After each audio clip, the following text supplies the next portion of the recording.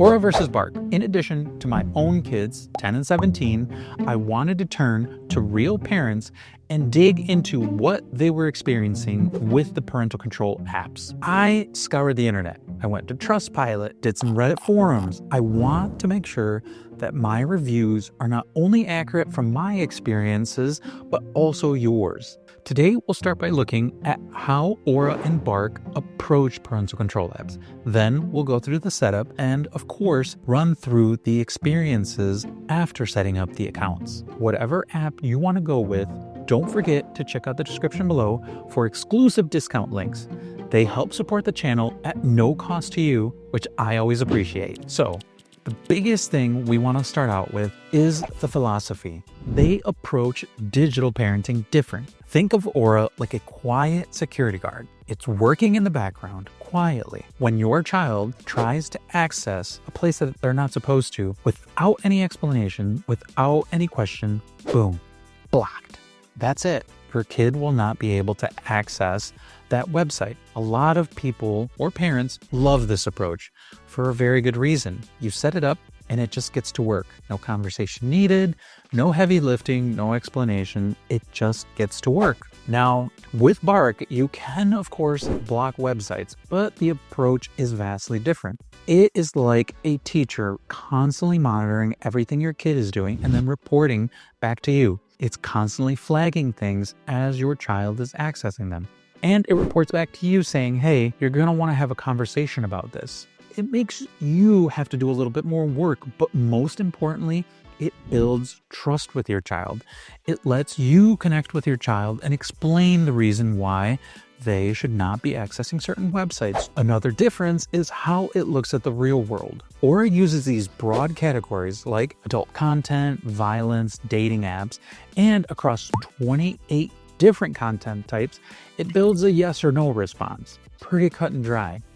Whereas Bark takes what we would label a more nuanced approach. It starts looking at things like anxiety, body image references, self-harming mentions, and when we're actually talking about monitoring communications like emails, texts, things of that sort, there's just no contest. Bark absolutely destroys Aura. Just as another example, Bark flagged a text about an assassination attempt that they were discussing because of the context of violence. I mean, that's just pretty impressive context awareness. Although there is a double-edged situation, it also did flag a message from my healthcare provider about addiction coverage treatment and labeled it substance abuse.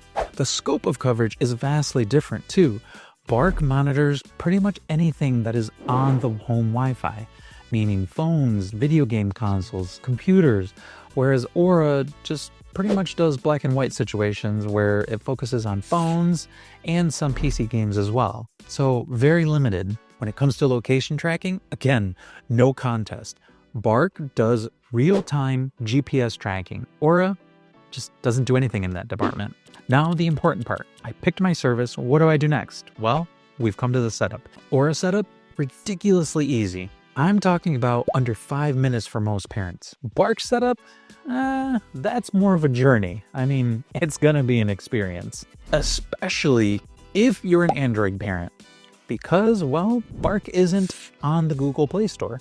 You're gonna have to download directly from Bark's website. And what's your Android phone gonna do? Well, it's gonna throw up all these red security flags. They are not bad, and you can ignore them as Bark sets up. The only issue is, well, if you're already an anxious digital parent and this is your first time, this isn't going to help. During the testing phase, one of our testers ran into a huge issue with Bark. They could not get their iPhone to be recognized by their Windows PC. I mean, just nothing. It's like it didn't exist. It just wouldn't see it. Now, this might be a one-off issue, but it is something that I wanted to know as, well, some of you might experience this. You are going to have to go through hoops. It is going to be time consuming. There is a big caution with Bark, and I found this through digging a ton of Reddit forums. And one parent put it pretty bluntly. Bark encourages kids to hide things more than they normally would. I mean, the core issue is Bark flags more things than any other app. If you're a set it and forget it parent, you're going to have alerts pile up. And when that happens, when you don't explain to your kids the why behind anything, it starts to erode trust because bark is so intense. That just means you need to have more crucial conversations with your child. Teenagers who grew up with bark had more negative things to say than parents. The common thread with the negative experiences were that the parents used it as a surveillance tool rather than a family safety discussion starter.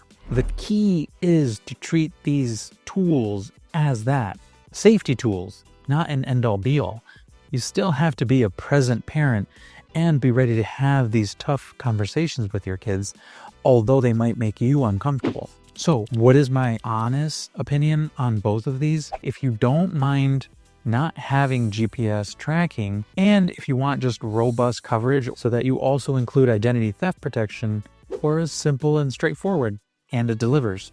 But for those parents that want to communicate and grow the trust between you and the child, for those who also value live GPS tracking and want the peace of mind for all the devices on the Wi-Fi, well, Bark has you covered. The key insight from all of this is how you implement each app. That will determine the success of the parental control app that you choose. Don't forget to check out the description below for exclusive discount links. This always helps out the channel at no cost to you, which I always appreciate.